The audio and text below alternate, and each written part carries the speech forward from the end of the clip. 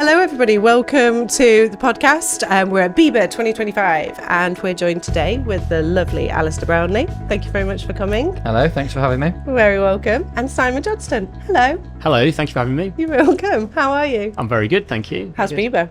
It's great. It's absolutely packed. It is packed, isn't it? Packed. It is so great packed. to see so many people. Do you think that's because the rarity of the sunshine outside, people dare come to Manchester for the day?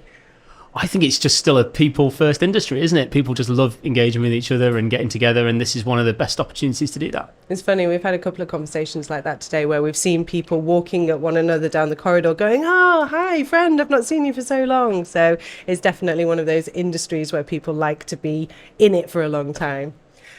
Alistair, your first BIBA, my first BIBA. How was it?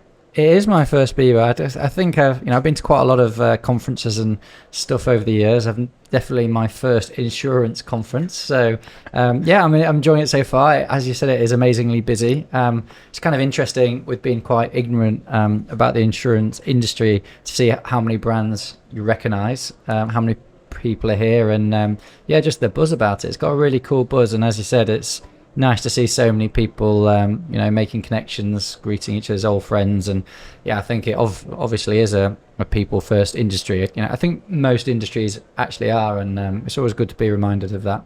Yeah, very much so. And then, you get to win unicorns and milk cows along the way. Or not. So. Yeah, I didn't win a unicorn, unfortunately, or milk the cow. That's not a euphemism. There is actually a cow there to milk, by the way. We managed to dodge that one, luckily, and sprinted away as fast as possible.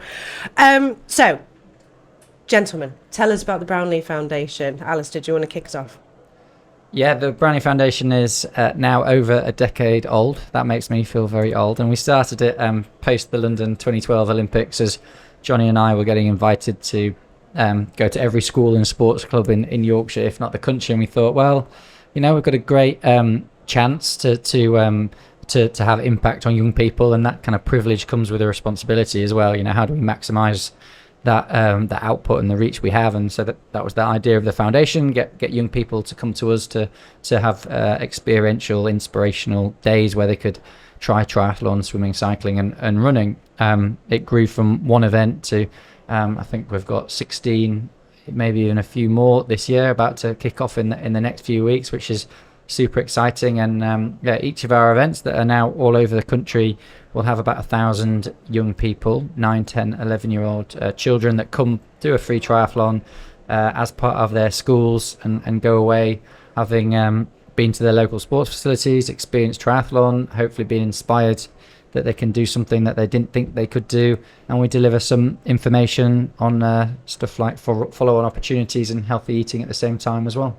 That's nice, like different resources that you can give the teachers and the schools so the kids can kind of follow in with the whole ethos. Absolutely. I mean, it's one thing putting on individual events, which I think are fundamentally so important, because young people need to experience and be exposed to different sports or different hobbies. And it doesn't matter whether that is swimming, cycling, running, triathlon, football, cricket, the arts, ballet, dance, theatre, whatever it might be.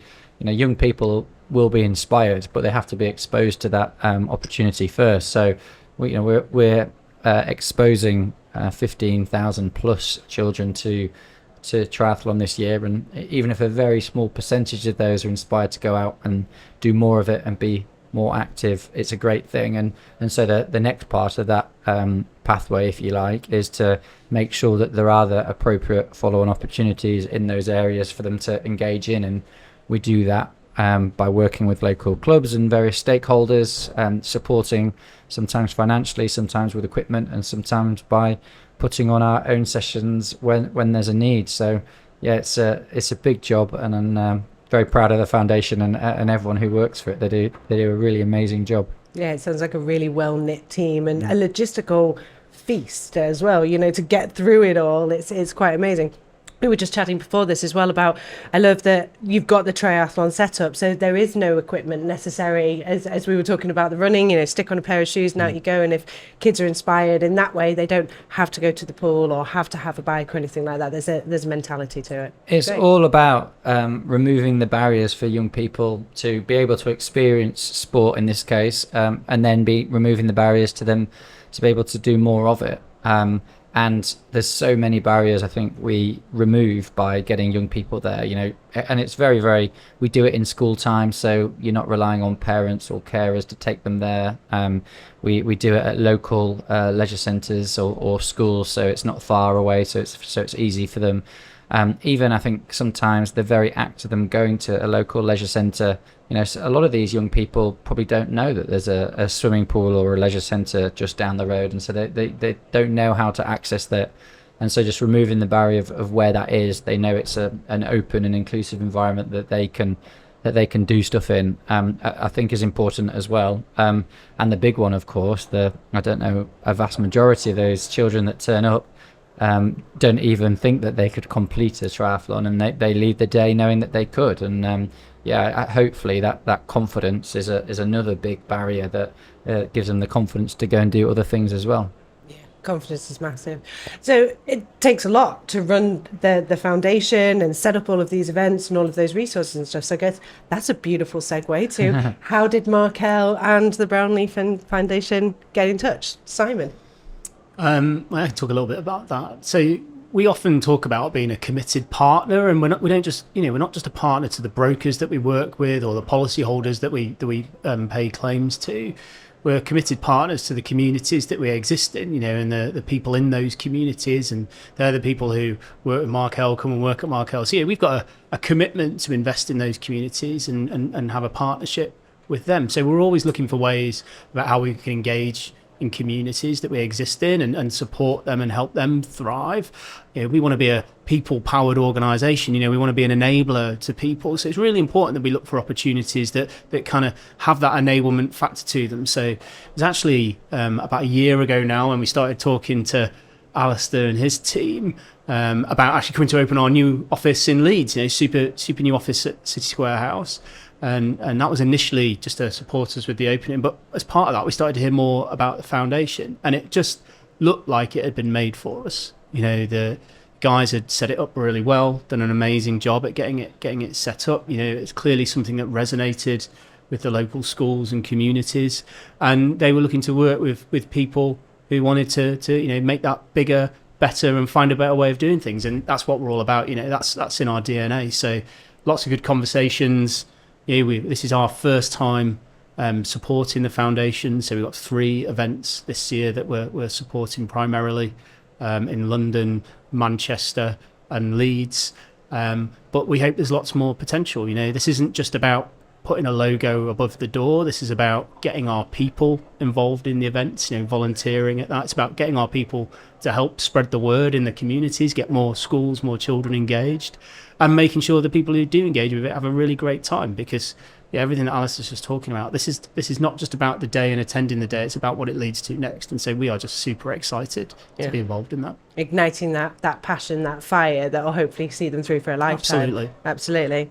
It's kind of, if we look then at the motivation for why Markel wanted to join a partnership like this, it's evident, as you say, it's in the DNA of a company like Markel. And then when we look about how we can get involved, do you want to talk about some of the structures that we have in place at Markel that allow our employees and our colleagues to really be present as not just individuals and a logo above a door, but as an actual member of the foundation? Sure. So volunteering and taking part in community events isn't something new to Markel. It's something we've had in our business for a long time, and many of our teams get involved with all kinds of charities and community groups, and they all get 3 days volunteering a year from the business, and we're also able to match charitable donations and things like that. So it's something that's really well established in the organisation. What often happens, though, is people might do things that are quite personal to them and go and do different things, and that's absolutely fine. But, what these opportunities give us is things that we can do together. So back to that sort of spirit of partnership and collaboration, working towards a single goal. It's really great that the foundation events are things that lots of people from Markel can get involved in at the same time. So, we've got lots of volunteers at each of the events. They just look phenomenal in terms of the opportunity to engage with them. Again, it's not just sort of putting the logo above the door. It's actually practically enabling the events to happen, which I just think is a real testament to just how good this opportunity is for us. Yeah, completely. As an employee myself, that's two of the takeaways that I have it that it's a Leeds-based foundation and we are a regionally based outfit. So we don't all just have to be in London to do these wonderful events. And then we can actually physically go there ourselves. There's networking opportunities that we'll get to meet individuals from the business that we might not have seen before, get a hand stuck in and maybe learn a little something from the kids, as well. Maybe pick up a few tips and tricks ourselves. So. Yeah, I think also one of the things that, it's not really a focus because the focus is all about the kids on the day, but it is truly, I've been to loads of them over the years now, it's incredibly inspiring, to see these young people turn up and, there's a massive number of them that feel unconfident even just in that environment, going in a swimming pool, never mind actually getting in the water, and then to see them actually to be able to swim, bike and run and to see the smile as they cross the line and as we give them a medal is really cool and really inspiring. And I don't think anyone goes away not feeling a little bit of that inspiration. I did something good today. Hopefully. Yeah. There's one picture I love of yours where the kids are all sat in the stadium and they've all got their medals on, and just the genuine pride that they have in themselves is something that you can't possibly take away from them ever. Yeah, we had a big debate right at the start of whether we should give medals out. There's a cost implication and the difficulty of doing it. And I think I actually said no, we shouldn't give out medals. They won't be that kids aren't that bothered about it. I was so wrong. I was so wrong. It's the power of a sticker, exactly, Alistair. the power of a medal. And it's definitely maybe one of the most important things we do on those days. Yeah, very much so. Do we get one as volunteers? I don't know. You got to complete the event. I've got to do a triathlon now. We could have a little volunteers wave at the end of the day, maybe, if you want to do a quick go. See if I can get my running shoes. We like a bit of competition. See, we'll do that. Yeah. There we go. Well, thank you so much for your time today, and thank you so much for coming to Manchester, coming to Bieber. We've really enjoyed having you. And maybe one final go on the game, see if you can beat that 14-second score at the moment. No, I've retired. I've retired from the game as well. I know where my skills are in life, and that is not it. So. I'm going through the door. Bye. See you later. Well, thank you very much for your time again, Simon. Thank you for your time. Happy Bieber. Thank you.